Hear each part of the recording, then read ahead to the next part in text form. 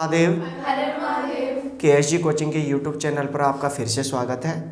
और आमेर के पार्ट 7 में आज हम पढ़ेंगे महाराजा मानसिंह यानी मिर्जा राजा मानसिंह।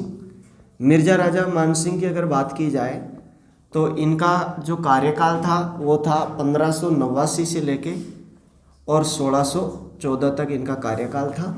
इनके बारे में हम देखते हैं। सबसे पहले इनके बारे में हमने देखा था 1562 यानी जो हरकाबाई का विवाह हुआ था उनके साथ ये दहेज में चले जाते हैं और दहेज में कह दें वो अपने फूफा जी के पास यानी अकबर के पास इनकी परवरिश होती है। तो अकबर ने इन्हें फरजंद की उपाधि दी थी।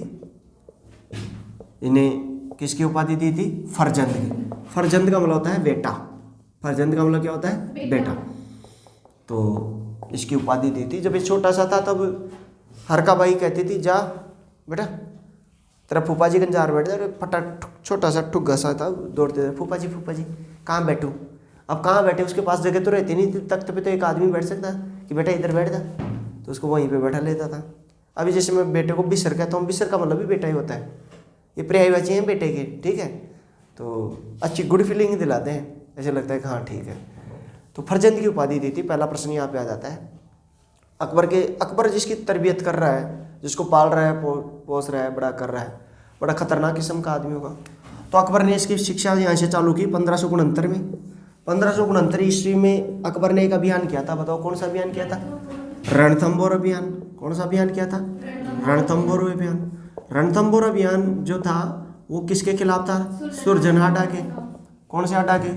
सुरजनहाड़ा के। और सुरजनहाड़ा के खिलाफ जो ये अभियान किया था उसमें इसने सैनिक के रूप में सहायता दी। मिर्जा राजा मानसिंह ने सैनिक। अब सोच लो बच्चा ही था उस समय, कोई ज़्यादा लंबा चौड़ा था नहीं, इतने 12 साल का लगभग बच्चा था। तो बच्चों कोई सैनिकों ने कट गए, किसी का पैर वैर काटा, कोई कील रोपाया, ये छोटे मोटे काम कर रहा था। तो साधारण सैनिक के रूप में लड़ा, साधारण सैनिक। और इसके साथ ये किसके साथ लड़ा? एक तो अपने दादा के साथ, इनके दादा का नाम था बारमल, पिता का नाम भगवंत दास, और एक अपने फूफा जी के साथ ये युद्ध में लड़ता है। अब इसमें थोड़ा तजुर्बा मिला इसको। अगला फिर अभियान हुआ। तो 1572 में अकबर ने एक अभियान किया था जिसको कहते हैं गुजरात अभियान। कौन सा अभियान? गुजरात अभियान। तो गुजरात अभियान में ये उनके साथ गया और गुजरात अभियान शेर खान के खिलाफ था। कौन से खान के खिलाफ था? शेर खान के खिलाफ। तो उनमें ये साथ जाता है और साथ जाता है तो इधर क्या है कि शेर खान का बेटा था जो इधर से कुछ पैसे लेके और इधर लौट रहा था गुजरात में। तो इसको मानसिंह को कहा, किसने? अकबर ने, भाई इसके लूट के ले आओ। तो उससे शेर खान के पुत्र से उसने माल लूटा और आ गया। तो इसने पुत्र से माल लूटा और वापस कहाँ लौटा? फतेहपुर सीकरी लौटा। कहाँ लौटा? फतेहपुर सीकरी। क्योंकि जो अकबर था उनकी राजधानी क्या थी? फतेहपुर सीकरी। और गुजरात जीत की याद में अकबर ने फतेहपुर सीकरी में बुलंद दरवाज़ा लगाया था। कौन सा दरवाज़ा? बुलंद दरवाज़ा। 72 फुट ऊंचा है बुलंद दरवाज़ा फतेहपुर सीकरी, याद रखना। जामा मस्जिद वहाँ लगा है। तो थोड़ा ये भी कई बार प्रश्न इंडियन हिस्ट्री में अपन देख लेंगे इसको। तो ये दूसरा अभियान हो गया इसका। अब हुआ क्या कि जब ये अभियान ये सामान लेके लौट रहा था तो रास्ते में इसको वो मिल गए। कौन? बांसवाड़ा मिल गया। ये देखो ये रहा, ये इंडिया है अपना इंडिया। तो यहाँ गुजरात से लौट रहा था तो यहाँ बांसवाड़ा पड़ ही जाता है। तो बांसवाड़ा का राजा था आस्करण। तो उसने कहा भाई महाराज शरण दे दो मेरे को, थोड़ी सी देर पानी वाणी पिला दो, प्यास लगी जाती है बच्चे को, इतनी दूर से आएगा तो उसने मना कर दिया, हम पानी वाणी नहीं पिलाते। तो उसने फूफा जी को आके बताया, फूफा जी मेरे को पानी भी नहीं पिलाया उसने, दुश्मन ने। उसने कहा जा आप सबक सिखा दे। तो जाता है, आक्रमण करता है। तो 1573 में डूंगरपुर के शासक आस्करण पर आक्रमण किया। किस पर आक्रमण किया? आस्करण पर। आस्करण पर आक्रमण करने का कारण क्या था? शरण न देना। पानी मत, अरे चाचाओं पानी मत लिख देना, पानी नहीं दिया। अरे वाह भाई बोले वक्त तो गुरु जी पानी नहीं दिया था। अरे पानी नहीं देने का दूसरा अर्थ हो जाता है पानी देने का मतलब मृत्यु पे देते हैं, मतलब शरण ना देने के कारण। अरे वाह भाई, बड़े वक्त हो, ऐसे मत करते गुरु जी, पानी नहीं दिया था। गजब है राज, गजब है तू तो, ये मान लो। अच्छा, 1573 में ही एक दूसरा एक और चीज़ आती है इनके ऊपर। जून 1573 में जब ये सारनाल का, गुजरात का युद्ध करके लौट रहा था, तो अकबर ने कहा कि यार वो छोरो छे का नाम से महाराणा प्रताप, तो उसे बात करे ना भाई, संधि उन्धि कर ले। तो ये समझाने के लिए जाता है। पहली बार जलाल खान गया था, कौन सा खान? और दूसरी बार समझाने के लिए कौन गया था? मिर्जा राजा मान सिंह दूसरी बार समझाने जाता है। तो 1573 महाराणा प्रताप को दूसरी बार समझाने के लिए गया। महाराणा प्रताप को समझाने के लिए कौन सी बार गया? दूसरी बार गया। ये मैंने आपको वहाँ भी बताया था। और इनकी मुलाकात हुई पिछोला झील पे। कौन से छोला पे? पिछोला झील पे। और इस पे मैंने एक वो मनोहर नैन्सी का एक वो भी बताया था, उद्धरणी बताया था कि वो लिखते हैं, चारण ख्यात लिखते हैं कि उनकी मुलाकात अमर सिंह से हुई, महाराणा प्रताप के छोरे अमर सिंह से हुई। तो अमर सिंह उससे मिलाया नहीं, फिर उन दोनों के बीच लड़ाई हो जाती है, थोड़ा मतभेद हो जाता है। तो उठ के आ जाता है कि देख लूँगा तेरे को, देख लेना तू क्या पढ़ता है। तो ऐसे व्यंग्य सा हुआ था, तो उसका भी जिक्र करता है, ये याद रखना। और 1573 में ही याद रखना, अकबर ने एक अभियान किया था, बिहार अभियान। कौन सा अभियान? बिहार अभियान। और बिहार अभियान के दौरान ये दाऊद खान के खिलाफ किया था। कौन से खान के खिलाफ? दाऊद। हालांकि आपको कोई मतलब वाली बात नहीं है, ये प्रश्न मत बनाना, ये प्रश्न बनेगा भी नहीं कि किसके खिलाफ किया था। अकबर ने किया दाऊद के नाम, अपने क्या मतलब इससे, ठीक है। लेकिन इसमें मान सिंह ने भाग लिया था। किसने भाग लिया था? मान सिंह। इसलिए मैं थोड़ा सा लिखा देता हूँ, मान सिंह ने भाग लिया यहाँ तक। अच्छा, इसी के साथ फिर 1576 आता है, हल्दी घाटी का युद्ध। वो तो आप सबको पता है, 1576 ईस्वी में हल्दी घाटी का युद्ध होता है। हल्दी घाटी के युद्ध में अब बताओ, हल्दी घाटी का युद्ध का जो नेतृत्व था वो किसने किया था?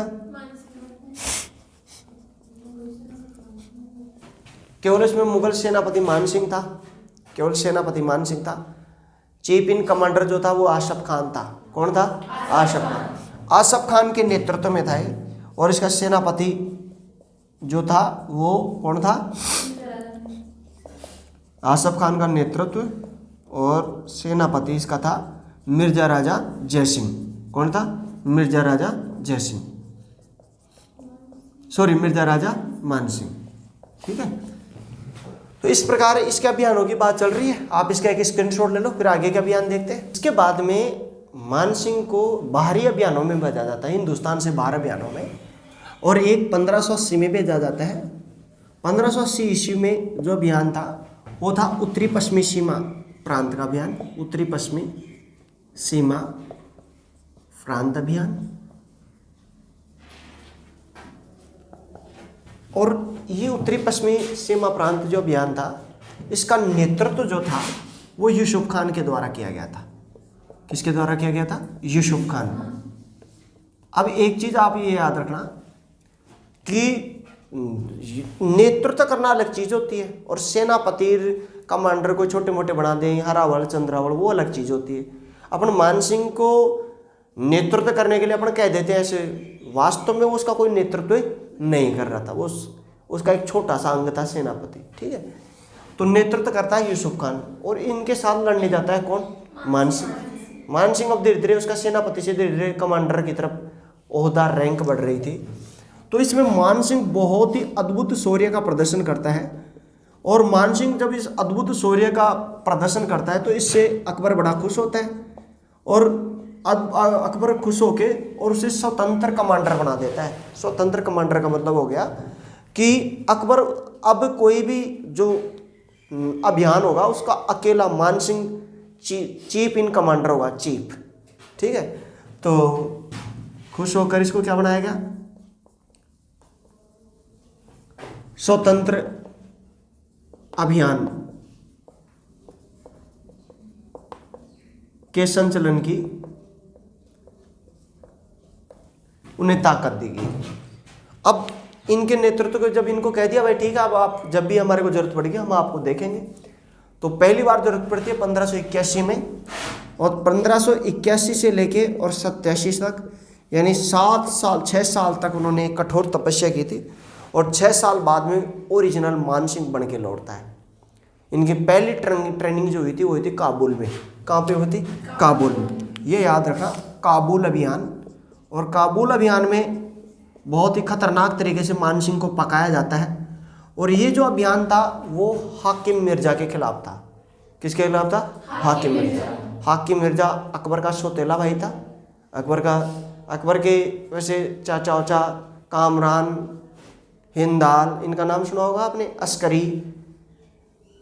अकबर के पिता का नाम था हुमायूं। अकबर के पिता के बारे में थोड़ा सा बता ही देता हूँ। बाबर के ये 4 पुत्र थे, कामरान, हिंदाल,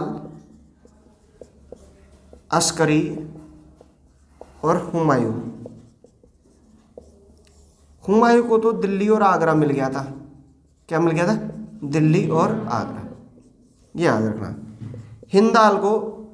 हिंदाल को मेवात क्षेत्र मिला था। अस्करी को संभल वाला क्षेत्र मिला था। संभल पड़ता है यूपी में।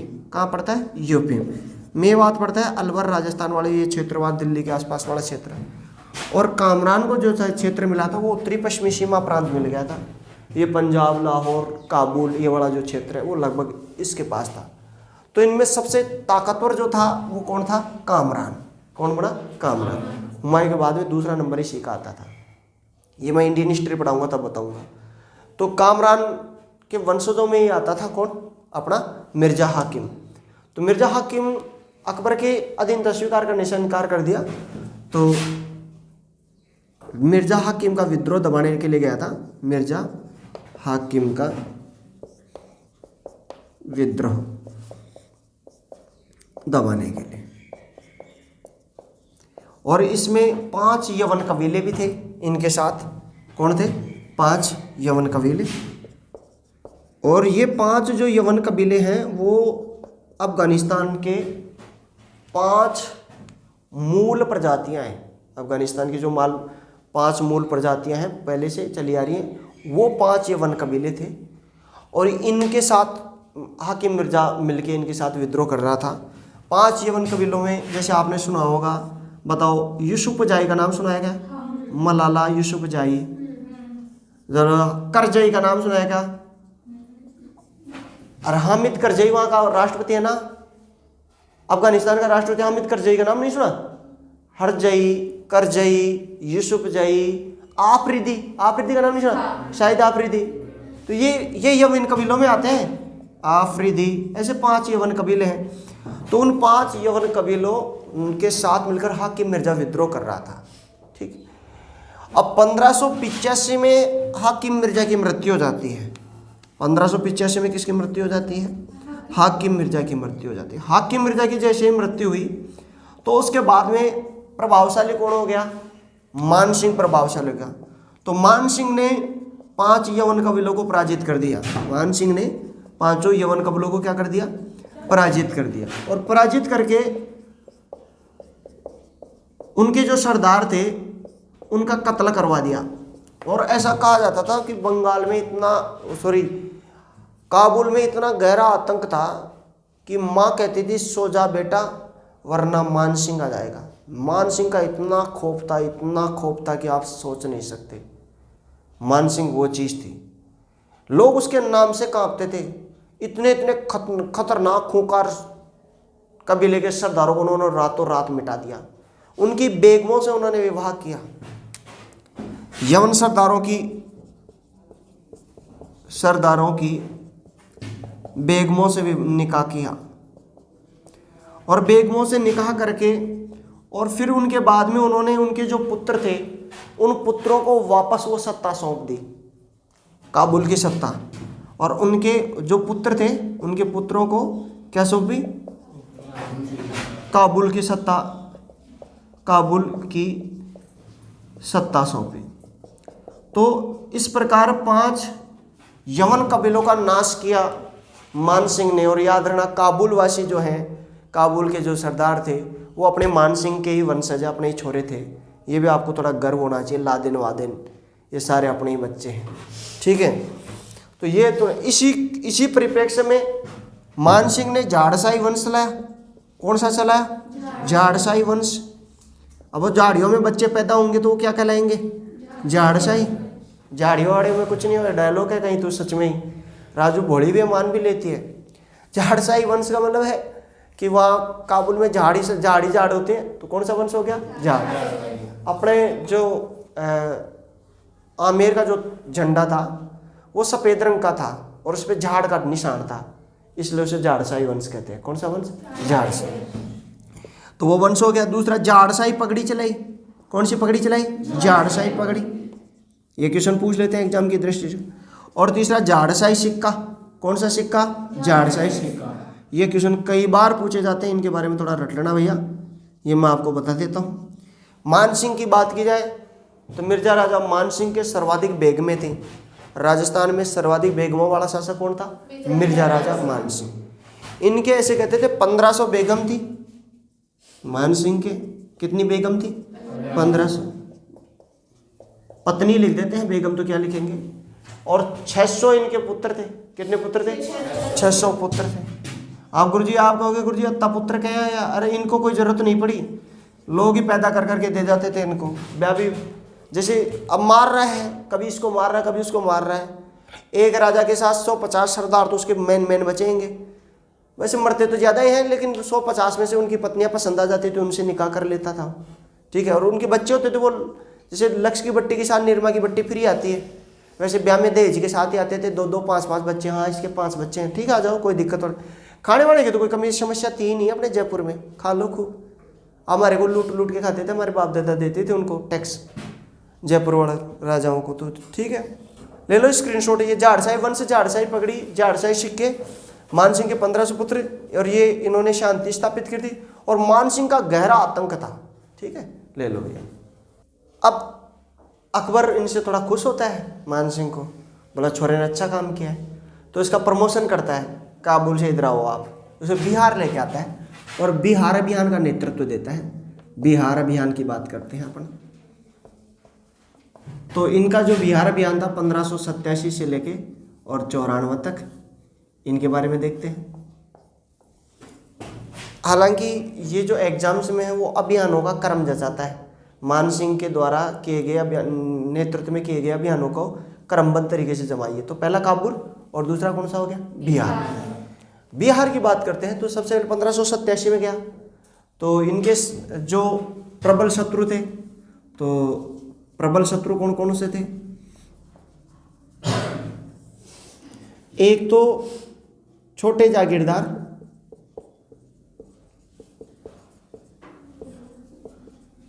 दूसरा गिद्धौर का शासक पूरणमल,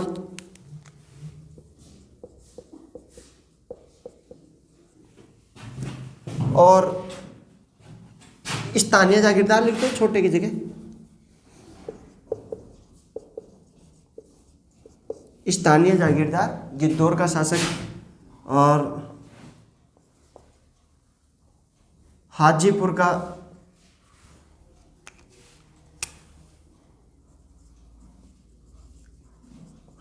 का गणपत खान,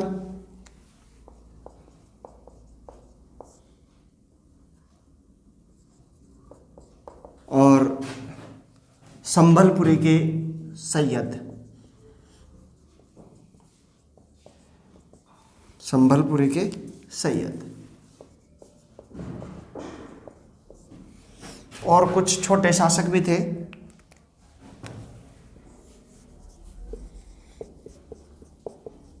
छोटे शासक भी इनके विरोधी थे। तो बिहार में ये सारा माहौल था और पूरी तरीके से बिहार कब्जे में था, छोटे छोटे टुकड़ों में। इसको बिहार को पूरे को जीतना था, किस तरीके से कैप्चर करना था। तो सबसे पहले जाता है वो गिद्धौर के शासक पूरणमल के पास। गिद्धौर के शासक पूरणमल से वो युद्ध लड़ता है और युद्ध लड़के और इसे पराजित करता है। इसको क्या किया? पराजित। और पराजित किया, लेकिन अब इसको पता था कि इस आदमी की अपने को ज़रूरत है, क्योंकि इसको हरा के अगर इसकी बेइज्जती की, इसको सम्मानजनक पद नहीं दिया, तो अपने को यहाँ पे कुछ नहीं मिलना। तो इसने क्या किया, एक इनका छोटा भाई था मिर्जा राजा मान सिंह का, तो इनके छोटे भाई का नाम था चंद्रभान। क्या नाम था? चंद्रभान।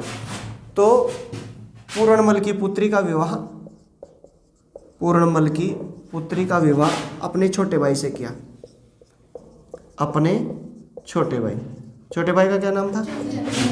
चंद्रभान से किया। भाई ठीक है, इसे ब्याह कर दिया है, अब आप हमारे समधी जी हैं और आज के बाद में हमारे आपके कोई लड़ाई नहीं, हमारे को जब भी जरूरत पड़ेगी चाय पानी की तब आप पिला देंगे।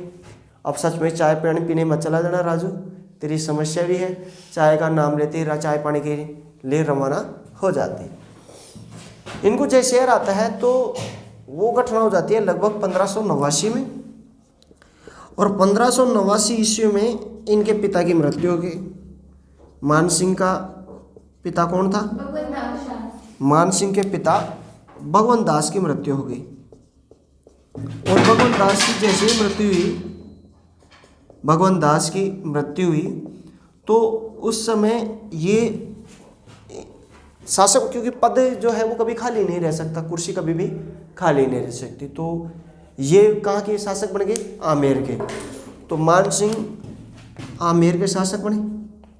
मान सिंह को आमेर का क्या किया? शासक नियुक्त किया। किसने नियुक्त किया? अकबर ने नियुक्त किया। किसने नियुक्त किया? अकबर ने। अब अकबर जो है वो सारे कार्य करेंगे यहाँ के, तो अकबर ने इसको राजा बना दिया। अब बेचारा कहाँ था? बिहार में। बिहार में बैठा आदमी, बिहार में उसको वो दे दिया और राज्याभिषेक कर दिया। तो ये प्रश्न आ जाता है कि किस शासक का अपने राज्याभिषेक के दौरान मान सिंह कहाँ पे था? बिहार में। तो ये याद रखना, ये मैं इसको लिख ही देता हूँ अलग से क्योंकि प्रश्न बोल सकता है। राज्याभिषेक के दौरान बिहार में उपस्थित था। और एक चीज इसके बारे में जो आपको याद रखनी है, इनको अकबर ने 5000 का मनसब दिया था। कितने हजार का? 5000। क्योंकि अकबर द्वारा 5000 का मनसब दिया गया इनको।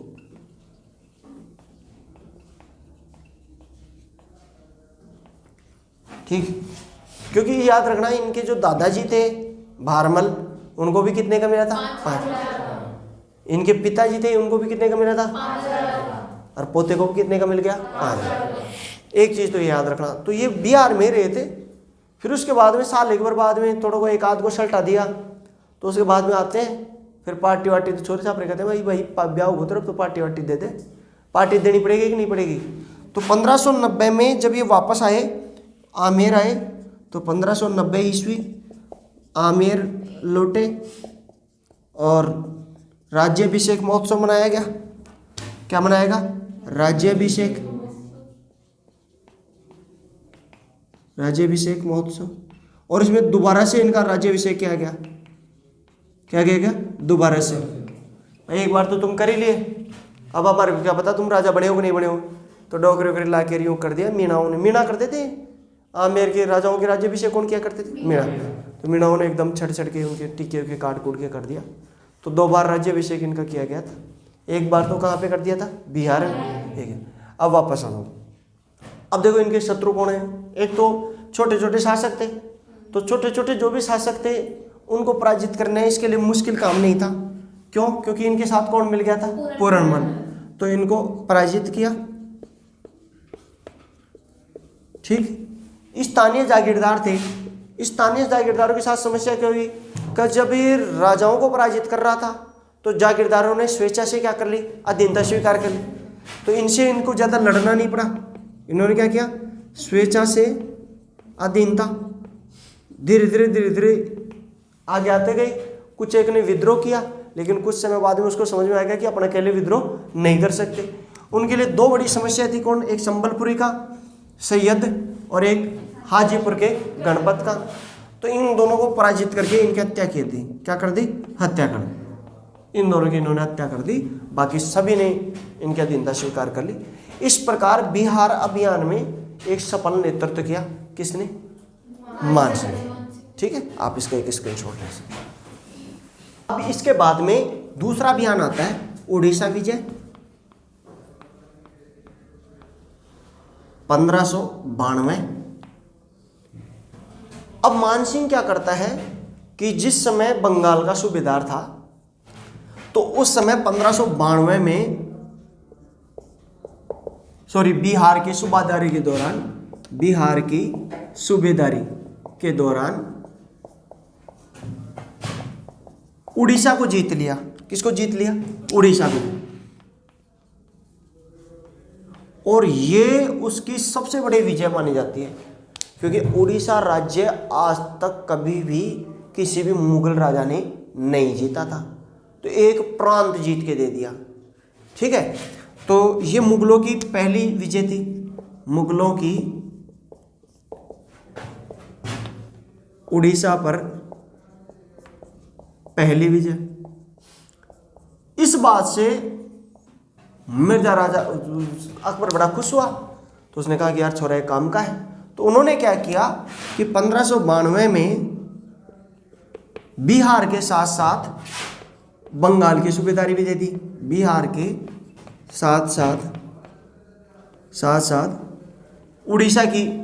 उड़ीसा एवं बंगाल की सूबेदारी भी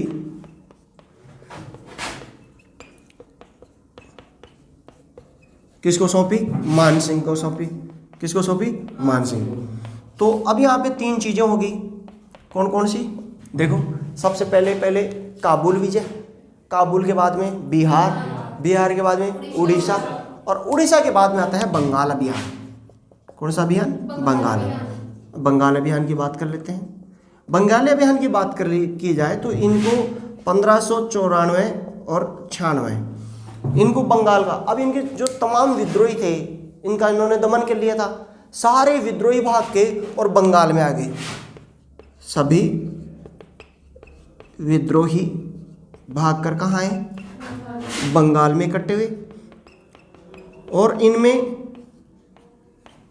कौन कौन थे? एक का नाम था ईसा खान, दूसरे का नाम था सुलेमान, पूर्वी बिहार का राजा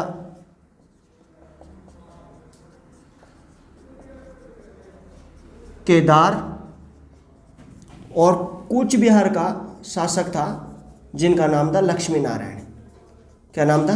लक्ष्मी नारायण। ये सारे राजा इकट्ठे हो गए, और ये सारे इकट्ठे हो गए कि अपने इसका एक साथ समूल नाश करेंगे। किसका? मिर्जा राजा मानसिंह। तो ऐसी स्थिति में अब मिर्जा राजा मानसिंह की समस्या ये थी कि एक साथ विद्रोह एक साथ नहीं कर सकते। तो सबसे पहले उनके लिए सबसे सॉफ्ट कॉर्नर था कूच बिहार का राजा लक्ष्मी नारायण। इसको उन्होंने तोड़ा इस संगठन में, और इनकी बहन थी जिनका नाम था अबला देवी। कौन सी देवी? अबला देवी। तो इन्होंने अबला देवी से विवाह किया, और विवाह करके और मानसिंह वापस लौटे। मानसिंह 1594 में वापस लौट गए।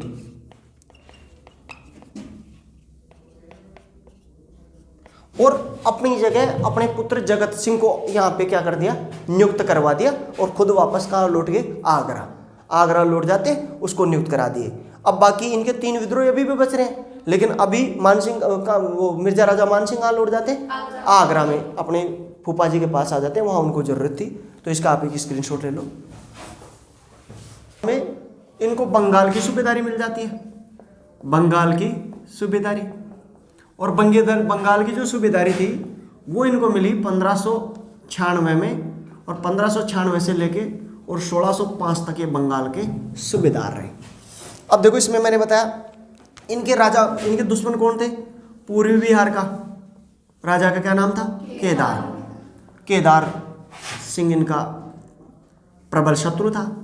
दूसरी ओर इन्होंने लक्ष्मी नारायण की बेटी अबला देवी से विवाह कर लिया था। तो ये तो मैंने आपको पहले लिखा दिया ना, 1596 में लक्ष्मी नारायण की पुत्री लक्ष्मी नारायण को पराजित कर उसकी पुत्री से क्या नाम था? अबला देवी से विवाह किया,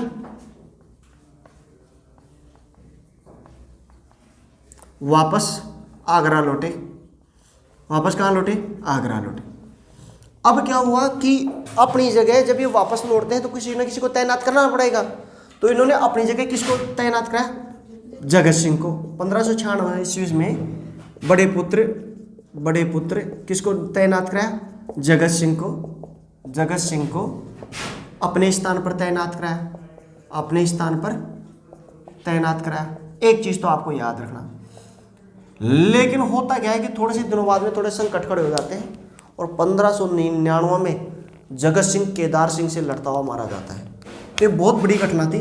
1599 ईस्वी में जगत सिंह किससे लड़ता हुआ मारा जाता है? जगत सिंह केदार सिंह से लड़ता हुआ मारा गया।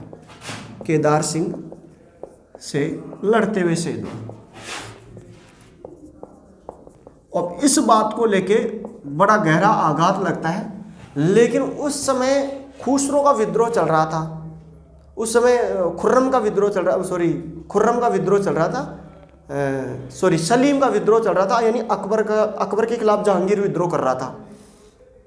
तो अकबर को एक खास विश्वसनीय आदमी चाहिए था, और वो कौन था? मिर्जा राजा मानसिंह। तो वो मानसिंह को आने नहीं दे रहा था, और उसने, अकबर ने, यह भी याद रखना, 1603 में अकबर ने खाने शामा का पद दिया। किसका पद दिया? खाने शामा, यानी अंदर जो भी सामान वामान लाएगा, जो भी व्यवस्था करेगा, कोई भी अंदर आएगा वो उसको पूछ के आएगा। खाने शामा का पद और 7000 का मनसब दिया। 7000 का मनसब। अच्छा, इसको अकबर ने मिर्जा राजा की उपाधि भी दी थी। किसकी उपाधि दी थी? मिर्जा राजा। ये भी लिख लेना, ये अपन ने लिखा नहीं पहले ही, उसी समय आ गया था ये मिर्जा राजा, शुरू में दे दी थी, लेकिन ये मैंने अब यहाँ लिख देता है। तो इसका पद दे दिया। अब ऐसी स्थिति में थोड़े से दिन बाद में 1604 में क्या था? बाप बेटे के दोबारा मिलन हो जाता है, तो थोड़ा मामला शांत हो गया। तो जैसे शांत हुआ तो इसको कहा कि अब जाओ आप बंगाल और मामला सलटा जाओ। तो 1604 में मानसिंह कहाँ आता है? बंगाल आता है, और बंगाल आके और राजा केदार से क्या करता है? युद्ध किया। और राजा केदार से जब लड़ाई करता है तो अब इस युद्ध में मानसिंह पराजित हो जाता है। पहली बार ऐसा हुआ कि मानसिंह को पराजय का मुंह देखना पड़ा, और उसके 2 बेटे मारे गए, दुर्जन सिंह और हिम्मत सिंह। दुर्जन सिंह और हिम्मत सिंह, ये 2 बेटे भी मर गए। अब जब देखो बार बार आदमी फैल हो जाता है, तो फिर बाबा जी के पास जाता है।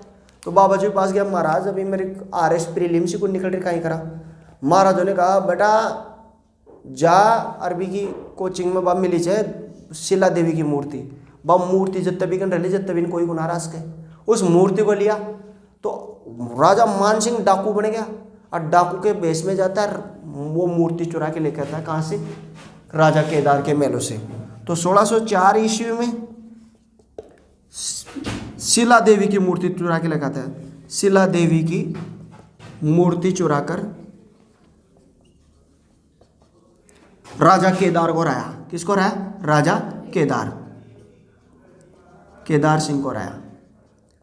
अब इसको हरा के, और याद रखना ये शिला देवी की जो मूर्ति है, शिला देवी उनकी क्या है? इष्ट देवी है। तो आमेर की इष्ट देवी, आमेर के महलों में